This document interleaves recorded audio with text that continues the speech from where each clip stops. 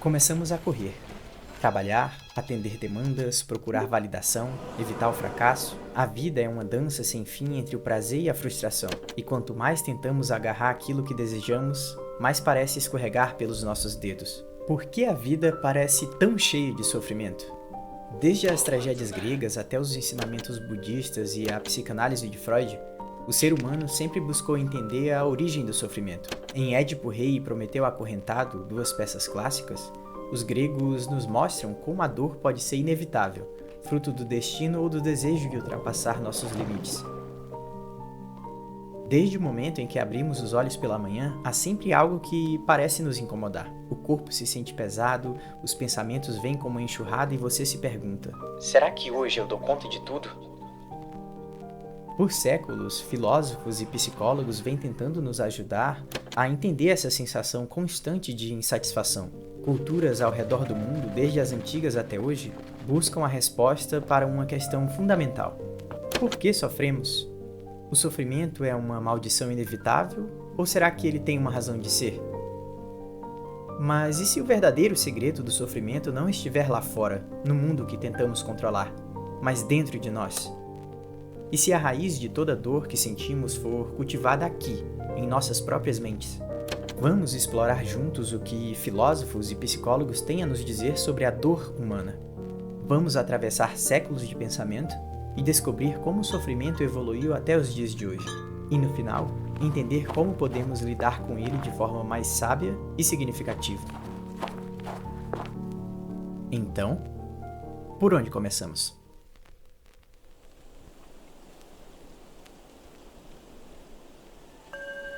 Imagine por um instante que você segura um punhado de areia entre as mãos. No começo parece simples. A areia é macia, fria ao toque. Você sente os pequenos grãos escorrendo suavemente entre seus dedos. Mas então, você tenta segurá-la com mais força. Quanto mais você aperta, mais rápido ela escapa. E assim é o sofrimento segundo o budismo. Algo que tentamos controlar, mas que se esvai cada vez que nos apegamos. Buda chamava isso de dukkha, a insatisfação que é parte inevitável da vida. Não importa o que você faça, sempre haverá desconforto, sempre falta algo, como uma leve dor no fundo da mente, uma lembrança de que a felicidade plena é impossível de agarrar. Essa sensação de inquietação surge do apego, do desejo incessante por coisas que nunca duram. Queremos sucesso, amor, reconhecimento, mas nada disso é permanente. A felicidade que sentimos é como uma bolha de sabão ao vento. No momento em que a tocamos, ela estoura. E o que fazemos então?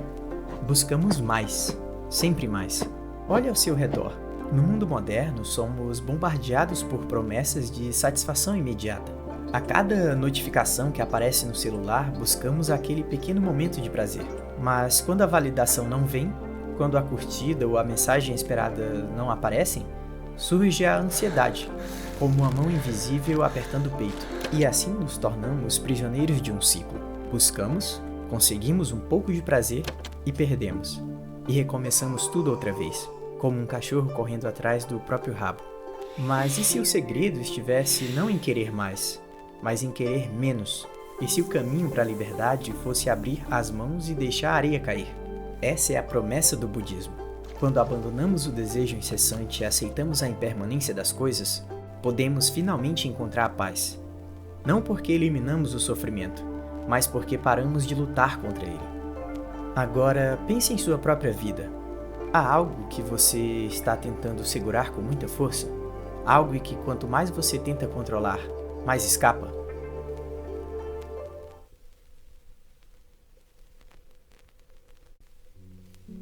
Imagine que há uma força invisível dentro de você, algo que te move para frente, mas que nunca para. Arthur Schopenhauer, o filósofo do pessimismo, chamava essa força de vontade.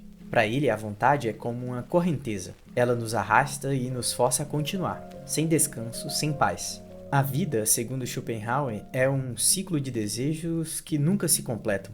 Nós desejamos algo, nos esforçamos, lutamos, sacrificamos tudo para alcançar, e quando finalmente conseguimos, a satisfação é breve, quase imperceptível. Logo em seguida, a vontade desperta novamente, como uma fome que nunca pode ser saciada. Queremos mais, sempre mais. E é nesse desejo incessante que o sofrimento se esconde. Pense na última vez que você desejou algo intensamente. Talvez um emprego, um relacionamento, uma conquista pessoal. Você lembra da ansiedade, da expectativa? Daquela sensação que não te deixava em paz, como uma sede que parece nunca ser saciada, por mais que você beba água? E depois, quando finalmente conquistou aquilo que queria, quanto tempo durou a felicidade? 1 minuto? Um dia? Talvez uma semana?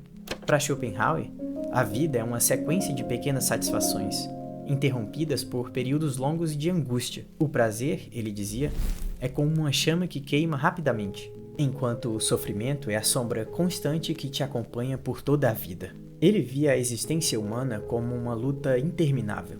Somos como náufragos no meio do oceano, à deriva, buscando um sentido, buscando algo para preencher o vazio. E a cada conquista percebemos que o vazio permanece.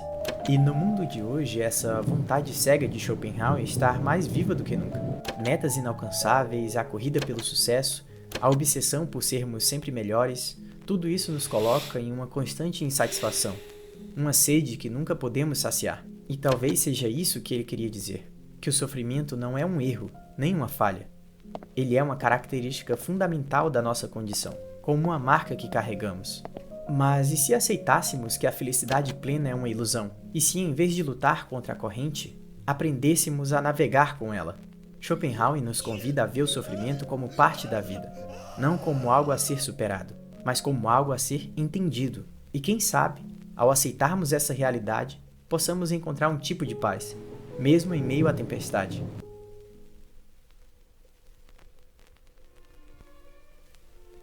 Dentro de cada um de nós existe um campo de batalha silencioso.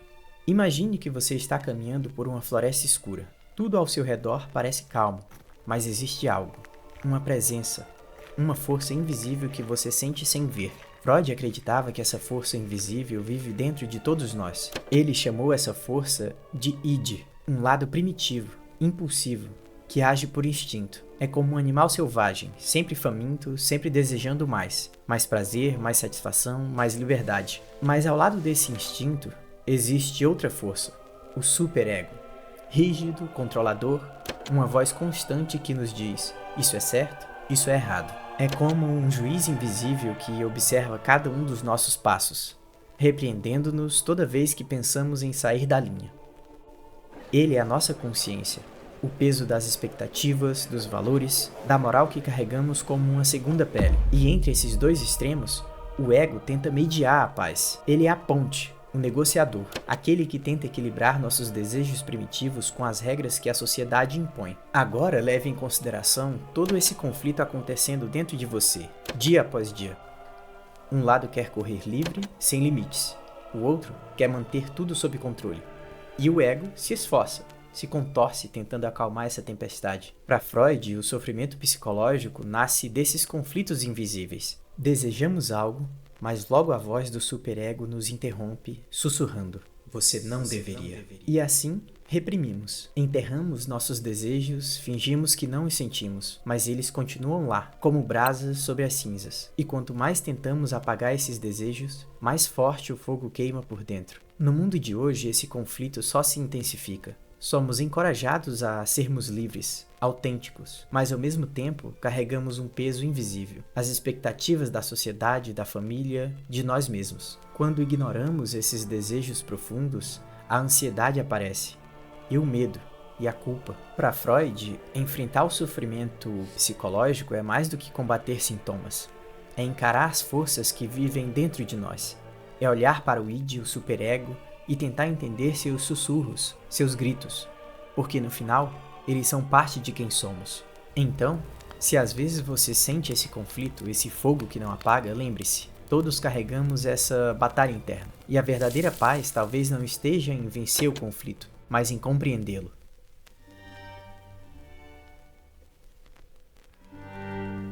Imagine que você está em um lugar sem cor, sem vida, um lugar onde a dor parece infinita. Para Viktor Frankl, o fundador da logoterapia, essa não era uma metáfora, era uma realidade. Durante a Segunda Guerra Mundial, ele foi prisioneiro em 4 campos de concentração. Ali, cercado pela fome, pelo frio e pela perda, Frankl encontrou-se em um dos lugares mais sombrios que a humanidade já conheceu. Ele podia sentir o frio cortante em sua pele, o vazio no estômago, a falta de esperança pesando em cada músculo. Mas em meio a essa escuridão, ele descobriu algo extraordinário, uma pequena chama, quase imperceptível, que ele chamava de sentido. Para Frankl, o sofrimento se tornava suportável quando possuía um propósito. Ele dizia que, se temos um porquê, somos capazes de suportar qualquer como. Essa simples frase mudou não só sua vida, mas também a maneira como entendemos a dor. Pense nisso. Quantas vezes em sua própria vida você se deparou com uma situação que parecia impossível de suportar? Uma perda, uma decepção, um momento em que tudo parecia desmoronar. E, no entanto, algo em você continuava, como uma semente enterrada, esperando pelo momento certo para florescer. Frankl encontrou sentido na vontade de ajudar outras pessoas, de usar sua dor para entender o sofrimento humano. E assim, mesmo nas circunstâncias mais desumanas, ele conseguiu transformar sua dor em algo maior. Ele nos ensina que o sofrimento pode ser ressignificado, não porque a dor desaparece, mas porque ela ganha um valor que a ultrapassa. Ele via cada lágrima, cada perda, como uma oportunidade para buscar um propósito mais profundo. Hoje, carregamos essa lição que foi dada por ele. Em momentos de crise, quando sentimos que estamos à beira do abismo, podemos nos perguntar: qual é o propósito desta dor? Como posso transformar isso em algo que me fortaleça? Porque para Frankl o sofrimento não era o fim. Era o começo de uma nova compreensão da vida. Um lembrete de que, mesmo nas trevas, ainda podemos encontrar um caminho, desde que tenhamos algo pelo que lutar. Então, se algum dia você se encontrar em um lugar escuro, lembre-se das palavras de Frankl. Quando não somos mais capazes de mudar uma situação, somos desafiados a mudar a nós mesmos.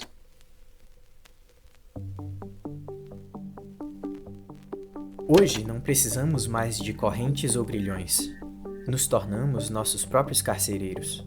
Byung-Chul Han, filósofo contemporâneo, descreve nossa sociedade como uma era de desempenho. Não basta existir. Precisamos ser produtivos, estar sempre ocupados, buscar constantemente sermos melhores. Para Han, vivemos em uma sociedade que não nos permite parar. A busca pelo sucesso se transformou numa obrigação invisível, uma voz interna que sussurra: ainda não é o suficiente. E então nos tornamos nossos próprios patrões e prisioneiros. Exploramos a nós mesmos, extraímos nossa energia. E no fim do dia estamos exaustos. Exaustos de tentar ser tudo o que o mundo espera que sejamos. O Byung-Chul Han, ele chama isso de depressão do desempenho. É o preço que pagamos por acreditar que sempre podemos e devemos ser mais. Uma pressão que, de tão intensa, nos esmaga e ainda assim nos forçamos a continuar. Hoje o sofrimento não vem de algo externo, mas de dentro. De uma exigência que nós mesmos criamos. De um espelho que olha de volta e nos pergunta: você já fez o suficiente? E assim, o burnout se torna um sintoma de nossa época. Não mais o resultado de uma opressão externa, mas da exploração de nós mesmos. Quando o descanso se torna um pecado e a pausa uma fraqueza, nos tornamos prisioneiros de um ciclo que nós mesmos alimentamos. Byung-Chul Han nos desafia a pensar: estamos realmente vivendo ou apenas sobrevivendo? Estamos sacrificando o que é essencial por um ideal inalcançável e, no fim, esquecendo o que realmente importa. E talvez, para encontrar um pouco de paz, precisamos reaprender a parar, a aceitar que não precisamos correr tanto, porque a verdadeira liberdade pode estar em saber que não precisamos ser mais do que já somos.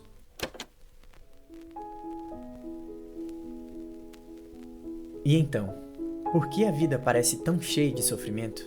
Bom, desde o começo desse vídeo, vimos como filósofos e psicólogos se debruçaram sobre essas questões, buscando as respostas. Mas há algo em comum que todos eles parecem ter descoberto. O sofrimento, em parte, vem da nossa necessidade de controle. Tentamos segurar tudo, nos agarramos a ideias, desejos, a uma versão ideal de nós mesmos, como se pudéssemos moldar o mundo ao nosso gosto.